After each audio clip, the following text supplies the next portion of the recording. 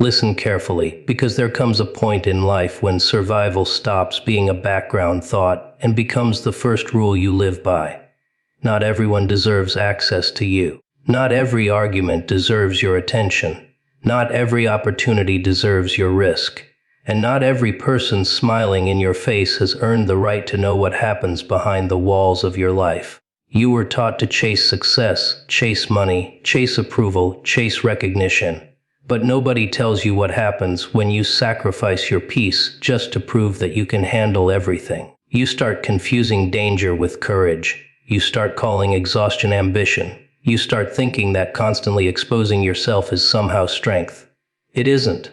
Real strength is knowing when to step back, knowing when to leave, knowing when silence is smarter than confrontation, knowing that protecting your mind, your body, your future, and your peace isn't weakness, it's discipline. Because the moment you understand that your safety comes first, you stop playing games that were never designed for your survival. You stop trying to impress people who wouldn't protect you if everything fell apart.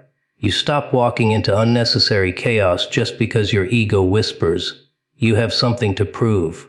You don't. Your life is not a performance. And from this moment forward, everything gets measured differently. Every person, every decision, every opportunity, every risk, every promise, every door you are tempted to walk through. Because when your safety becomes the highest priority, you finally understand that losing access to something is far better than losing yourself trying to keep it. There is a strange little game people play with themselves. They walk straight toward danger just to prove they are not afraid of it. They stay in places that drain them because leaving would make them look weak. They answer every insult, accept every challenge, defend every decision, and somehow convince themselves that this is strength. No, sometimes it is just ego wearing a very expensive costume. Your ego wants to win every argument. Your ego wants the last word. Your ego wants people to know you cannot be pushed around. But your safety does not care about any of that. Your safety asks a much simpler question: will this decision protect the person you are becoming? Or will it destroy something you cannot replace? You need to understand the difference between courage and stupidity. Courage means facing something necessary despite fear. Stupidity is walking into unnecessary danger because you are desperate to prove you are fearless. There is nothing impressive about losing your peace over someone else's opinion. There is nothing powerful about destroying your future because somebody managed to push the right button. Let them talk. Let them misunderstand you. Let them laugh. Let them believe they won. Your ego may scream for revenge, but your future is quietly asking you to stay alive, stay focused, and keep moving. People will test your boundaries, some intentionally, some without even realizing it. They will provoke you, pressure you, challenge your choices, and sometimes try to drag you into situations that have nothing to do with the life you are building. And this is where discipline becomes more important than pride. You do not have to attend every fight you are invited to. You do not have to answer every message immediately. You do not have to explain every decision. You do not have to prove that you are stronger by standing in the middle of a storm you could have simply walked away from. There is a certain kind of power in refusing to become predictable. Someone expects you to explode and you remain calm. Someone expects you to chase and you disappear from the conversation. Someone expects you to defend yourself for hours and you simply say nothing. Not because you are scared, because you understand the price of giving your energy to the wrong situation. Your time has value. Your attention has value. Your peace has value. And once you understand that, you stop spending those things like they are worthless. Your safety also means protecting the version of yourself that exists beyond today. Think about that. The decision you make in one emotional moment can follow you for years. One reckless reaction can damage an opportunity. One unnecessary confrontation can create consequences you never planned for. One desperate attempt to prove yourself can cost you something that mattered far more than being right. Your ego lives in the moment. Your future lives beyond it. That is why you must learn to think beyond the moment. You are not weak because you choose distance. You are not afraid because you refuse to participate in chaos. You are not defeated because you walk away from something you could have fought. Sometimes walking away is the most intelligent move on the board. Sometimes silence is not surrender. Sometimes silence is you refusing to let another person's behavior control your next decision. And the more you grow, the more you realize that your greatest responsibility is not convincing everyone that you are dangerous. It is making sure you remain safe enough, stable enough, and focused enough to become everything you said you would become. Because what good is winning an argument if you lose your peace? What good is proving a point if you destroy your progress? What good is looking fearless if the price is your own future? So let the ego sit in the corner and complain. Let it demand attention. Let it whisper that you should respond, retaliate, explain, confront, and prove. You do not have to obey every voice inside your head. You can choose the decision that protects your life, your peace, your future, and your freedom. And sometimes the most dangerous thing you can do to chaos is simply refuse to participate in it. There is a strange addiction people have to chaos. They complain about it, hate it, lose sleep over it, and then somehow keep opening the door every time it knocks. They call it loyalty. They call it being real. They call it standing up for themselves. But sometimes you're not standing up for yourself. Sometimes you're just standing in the middle of a fire arguing about who lit the match. And that's the part nobody wants to admit. Not every problem deserves your attention. Not every person deserves a response. Not every accusation deserves a defense. Some situations are designed to consume your energy, and the moment you understand that, you stop treating every disturbance like an emergency. People will bring you drama and expect you to carry it like it's your responsibility. They'll arrive with rumors, complaints, accusations, emotional explosions, pointless arguments, and stories that somehow always make them the victim. And if you're not careful, you'll spend your entire day solving problems you didn't create. You'll wake up thinking about somebody else's opinion, go to sleep replaying somebody else's words, and somewhere in between you'll wonder why you have no energy left for your own life. That's the trick. Chaos doesn't always attack you directly. Sometimes it simply keeps you distracted until you forget what you were building. You need to become selective with your attention. That's not arrogance. That's survival. Your attention is one of the most valuable things you own, because whatever receives it begins to occupy space in your mind. Give your attention to nonsense long enough and nonsense starts becoming your lifestyle. Give your attention to conflict and conflict becomes your personality. Give your attention to people who constantly provoke you and eventually you'll start reacting before they even finish speaking. That's when they have control, not because they're powerful, but because they learned which buttons to press. Imagine someone throws a stone into a lake. The lake doesn't chase the stone. It doesn't climb out of the water and demand an explanation. It simply absorbs the impact and continues being a lake. You need that kind of emotional discipline. Somebody can say something ugly about you, and you can decide it doesn't deserve a permanent address inside your mind. Somebody can misunderstand you, and you can allow them to remain confused. Somebody can leave, and you can let the door close without turning it into a courtroom drama. You don't need to chase every misunderstanding with a 10-page explanation just because your ego hates being misrepresented. There will always be people who want reactions. They don't necessarily want solutions. They want movement. They want emotion.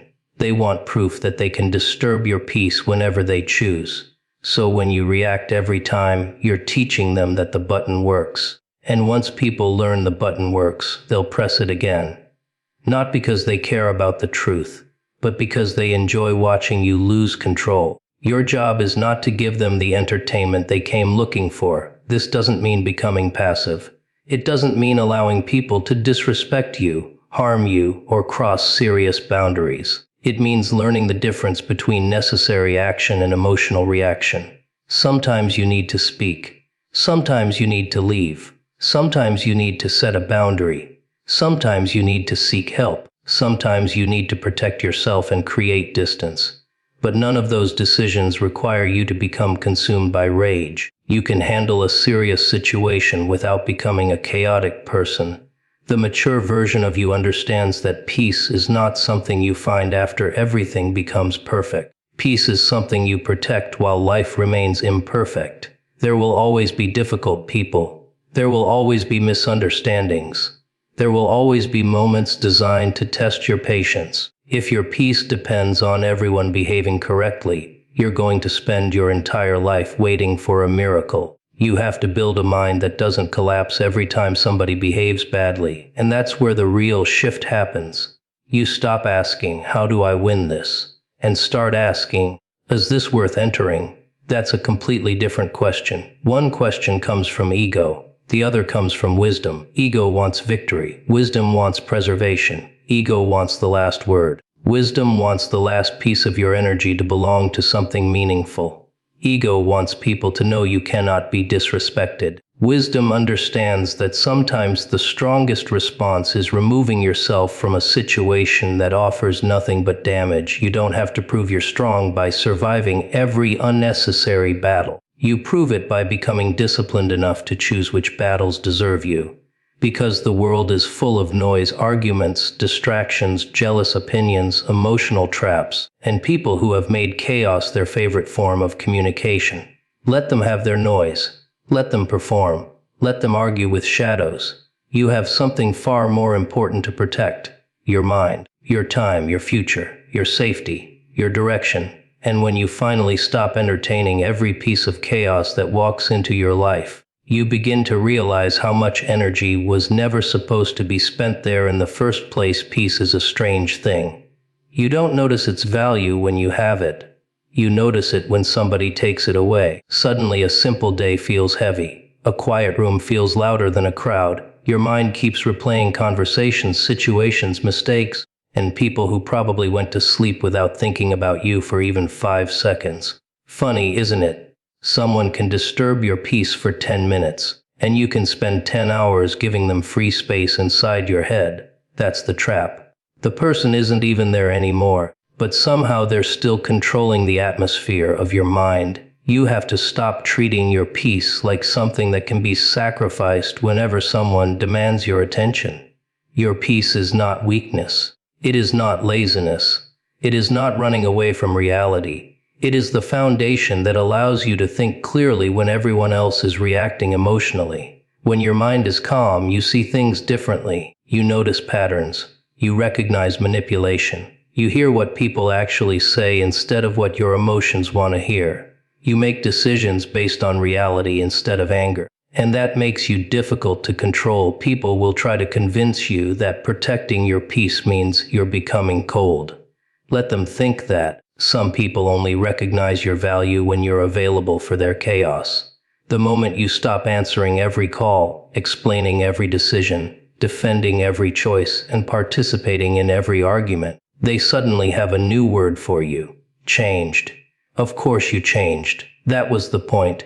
Growth is supposed to make you less available to the things that keep destroying you. Your peace needs boundaries, not dramatic speeches, not announcements, boundaries. Sometimes that means leaving the room. Sometimes it means ending a conversation. Sometimes it means refusing to discuss something while you're angry. Sometimes it means reducing contact with people who consistently bring confusion into your life.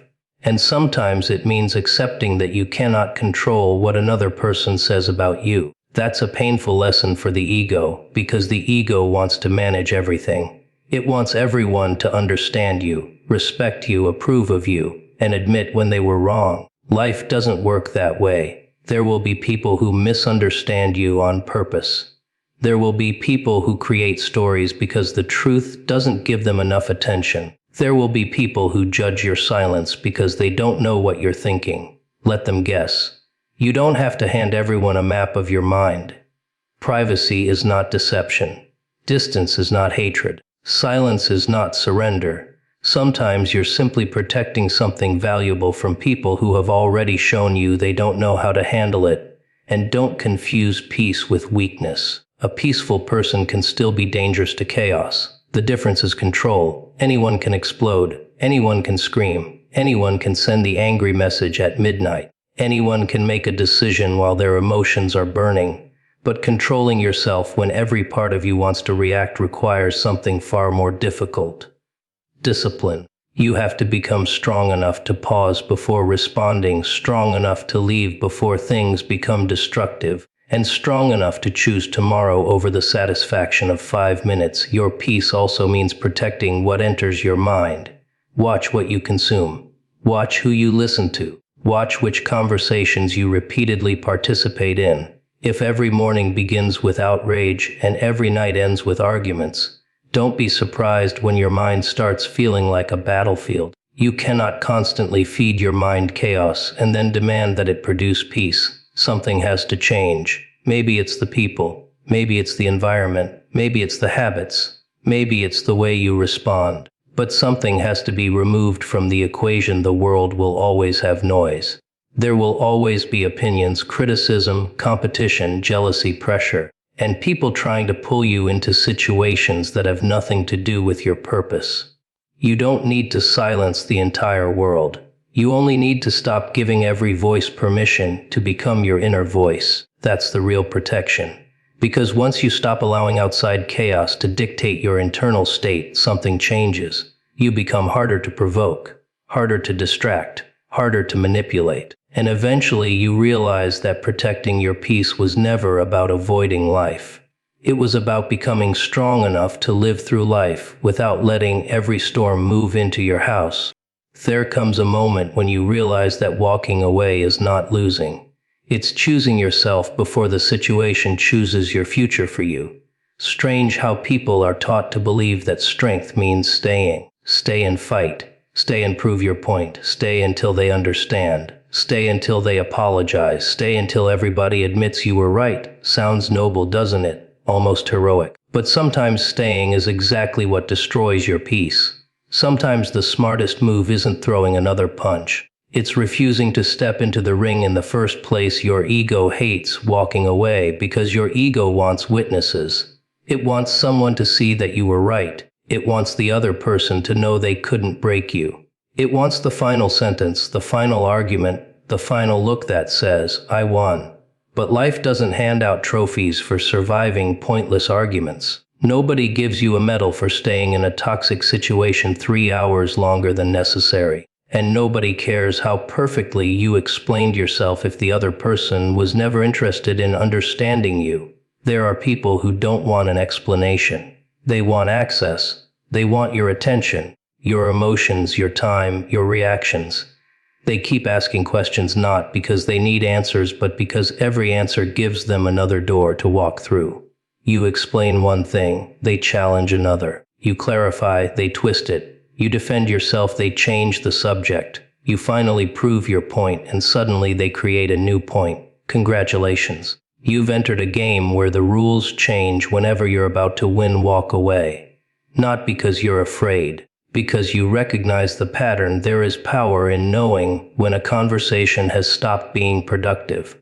You don't need to keep talking just because someone refuses to listen. You don't need to keep explaining your boundaries to someone committed to crossing them. You don't need to convince someone to respect you. Respect that has to be begged for is already telling you something. Sometimes the answer is not another explanation. Sometimes the answer is distance, and walking away doesn't always mean physically leaving. Sometimes it means emotionally stepping back. You stop checking what they're doing. You stop monitoring their reactions. You stop searching for hidden meanings in every message.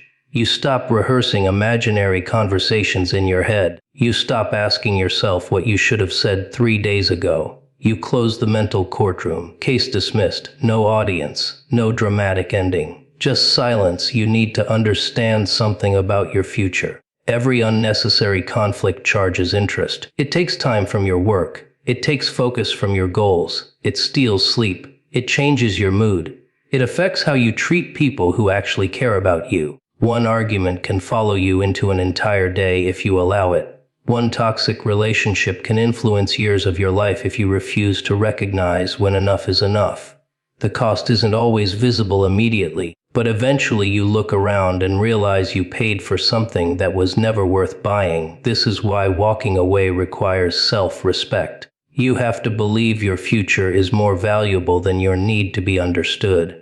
You have to believe your peace is more valuable than the satisfaction of proving someone wrong. You have to believe that leaving a bad situation doesn't make you weak. It means you finally understand the difference between endurance and self-destruction. Of course, there are moments when you should stand your ground. Safety matters. Boundaries matter. Serious problems cannot always be solved by simply disappearing. Sometimes you need to speak clearly. Sometimes you need support. Sometimes you need to take practical steps to protect yourself. But even then, you don't need unnecessary drama. You don't need to become reckless just to demonstrate courage. You can protect yourself without becoming consumed by the conflict. The strongest person in the room isn't always the loudest. Sometimes it's the person who notices the temperature rising and decides not to add gasoline. Sometimes it's the person who gets insulted and doesn't respond immediately. Sometimes it's the person who realizes that the relationship, argument, environment, or situation is damaging them and quietly creates distance. No announcement, no performance, no desperate attempt to make everyone understand. Let them wonder why you left. Let them create their own explanation. Let them tell the story from their perspective. You don't need to chase every version of yourself that exists inside someone else's imagination.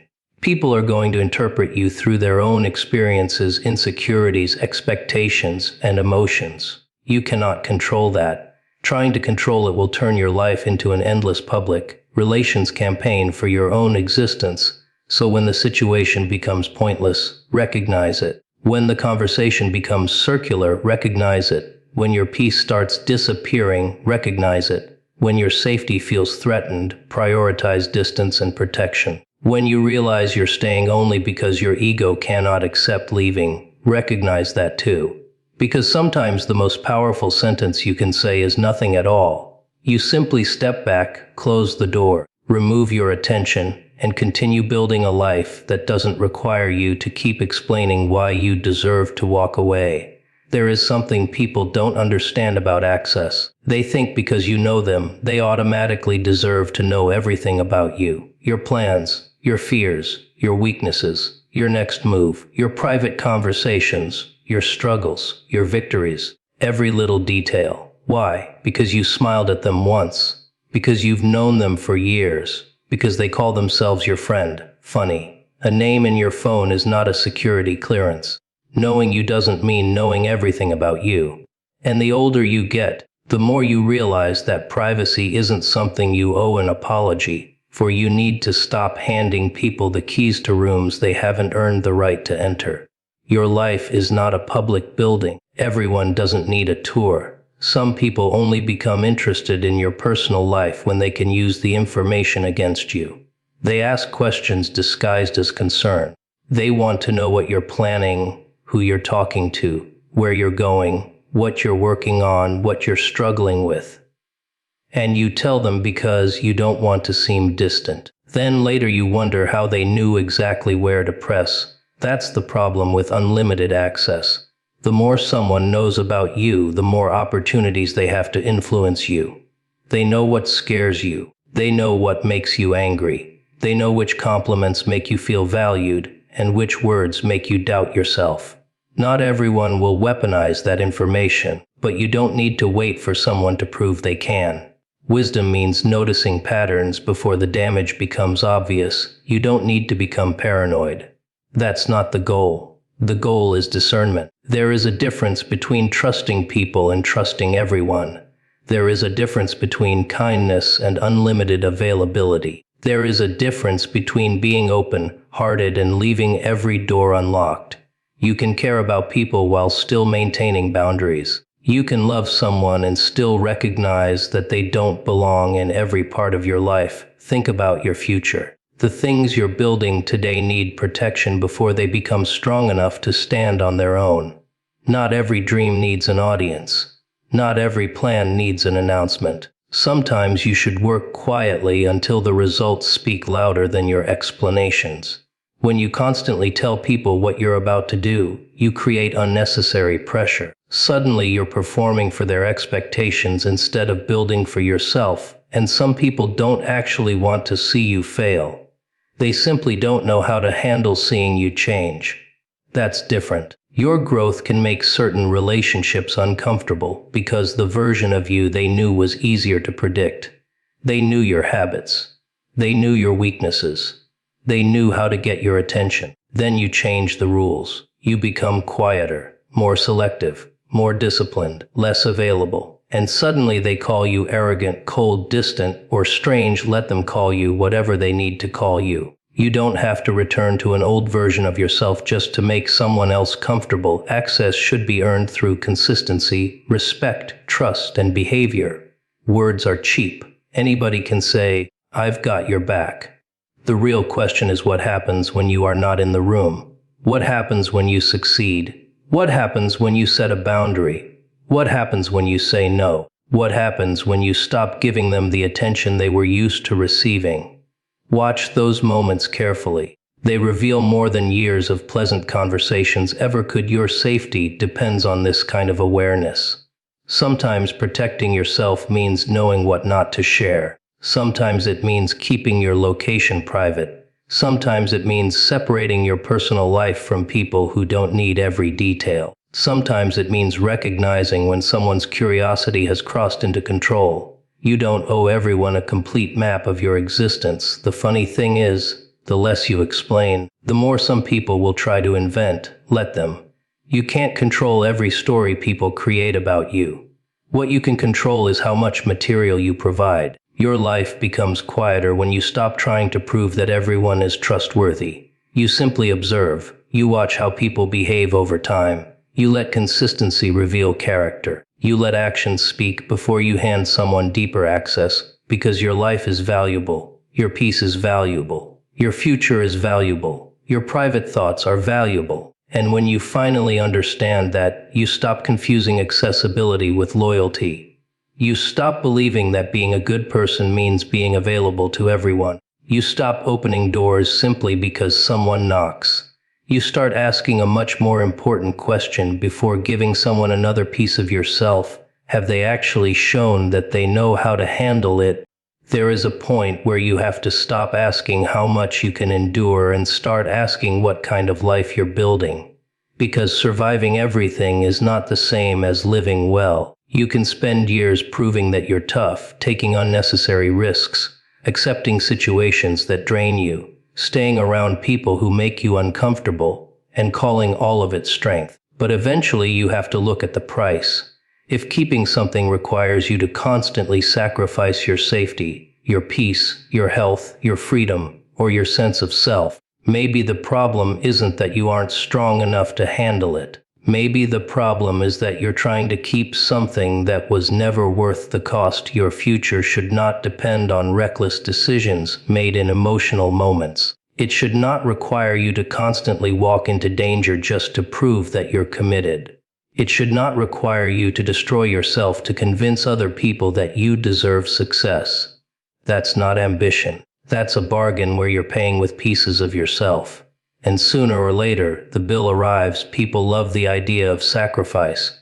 They romanticize exhaustion. They praise the person who never sleeps, never stops, never says no, never steps away, never admits they're overwhelmed. They call that dedication. Sometimes it is. But sometimes it's simply poor judgment wearing the costume of ambition.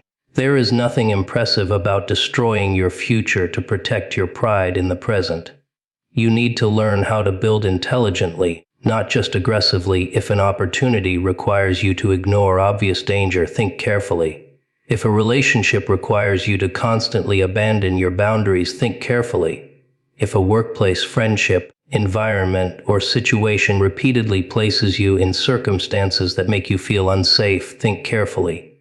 You don't need to prove that you can survive it. You need to ask whether you should keep exposing yourself to it at all. That is where maturity begins. You stop measuring success by how much pain you can tolerate and start measuring it by how wisely you can move. You start planning exits. You keep emergency contacts. You protect important information. You think before reacting. You avoid unnecessary confrontations. You notice your surroundings. You trust patterns instead of empty promises. You make decisions that give your future more options instead of fewer. None of that sounds dramatic, and that's exactly why it works. The world doesn't always reward the loudest person. Sometimes it rewards the person who stayed alive long enough to finish the mission. Think about that. You don't need to win every moment. You need to remain capable of reaching the destination. If stepping away today protects your ability to move tomorrow, then walking away isn't failure. It's strategy. Your future needs stability. It needs your mind clear enough to think, your energy strong enough to act, and your judgment sharp enough to recognize opportunities and threats. That's why your safety cannot be something you remember only after something goes wrong. It has to become part of how you make decisions before the consequences arrive. You don't have to tell everyone what you're planning. You don't have to announce every move. You don't have to accept every invitation. You don't have to stay in every environment. You don't have to prove your courage by making yourself vulnerable to unnecessary danger. There are enough unavoidable challenges in life. Why volunteer for extra ones just because your ego wants a story to tell? And understand this: protecting yourself doesn't mean living in fear. Fear says, don't move. Wisdom says, move carefully. Fear can keep you trapped. Wisdom helps you choose the right direction. You can still dream big. You can still take calculated risks. You can still build something extraordinary. You simply stop confusing reckless behavior with bravery. The people who genuinely want you to succeed will not demand that you destroy yourself to prove your commitment. They will understand boundaries. They will respect your decisions. They will want you safe enough to keep going. Anyone who constantly pressures you to ignore your instincts, cross your limits, or take unnecessary risks deserves a second look. No matter how convincing their words sound, your future is not a trophy you receive at the end of some giant battle. It's something you construct through thousands of ordinary decisions. Where you go, who you trust, what you tolerate, what you refuse, what you protect, what you walk away from, what you choose not to react to. Every one of those decisions becomes part of the architecture of your life. So stop thinking you have to sacrifice everything just to prove that you want something badly enough. Wanting a better life should make you more careful, not more reckless. The goal isn't to become someone who fears every risk. The goal is to become someone who can recognize the difference between a risk that moves you forward and a danger that simply takes something from you. Because one day, you may finally have the success you wanted, the money, the freedom, the respect, the opportunities, the life you imagined when nobody believed you. And what will any of it mean if you had to destroy yourself to reach it? Build differently. Build with patience. Build with boundaries. Build with awareness. Build in a way that allows you to enjoy what you create instead of spending the rest of your life recovering from the price you paid to create it. Protect the person who has to live inside that future. Protect your time. Protect your choices. Protect your peace. Protect your safety. Let other people chase approval, attention, and unnecessary battles if they want to. You have a longer game to play, and the smartest move is sometimes the one that keeps you standing when everyone else is exhausted from trying to prove that they couldn't be touched.